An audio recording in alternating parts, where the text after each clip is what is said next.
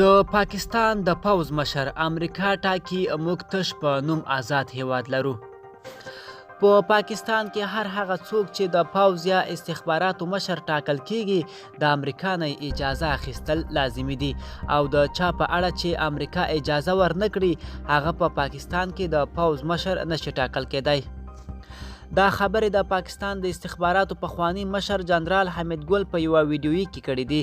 جنرال حمید ګل څه وخت مخکې مړ شوی دی خو د هغه یوه مرکه اوس یو ځل بیا په ټولنیزو رسنیو کې لاس په لاس کیږي. جنرال حمید ګل په دغه مرکه کې د یوې پوښتنې په ځواب کې وایي چې یو وخت هغه د پوځ مشر ټاکل کېدو خو د هغه په ټاکنه کې امریکا خوښه نه وه نو له همدې امله هغه د پوځ مشر ونه ټاکل شو. هغه په دغه مرکه کې زیاتوي دلته چې هر څوک د پوځ مشر یا بل څوک راځي نو له امریکا څخه یې منظوري اخیستل لازمي وي.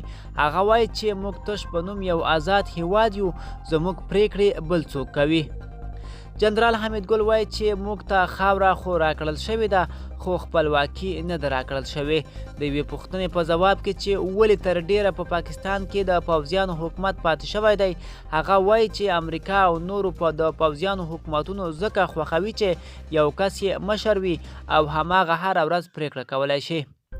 هغه په خپله مرکه کې وویل چې په پاکستان کې حکومت په اصل کې استخبارات کوي، هر څه هغوی کنټرولوي او پوځ او استخبارات بیا له امریکا څخه د هر څه منظوري اخلي.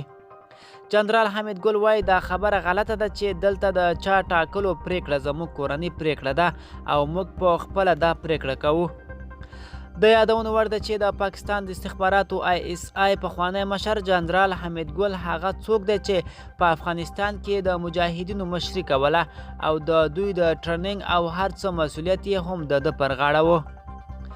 ملګرو دا وه زموږ تازه ویډیو. د لا ښکلو ویډیوګانو لپاره زموږ چینل سبسکرایب کړئ او تر بلې ویډیو ښه وخت.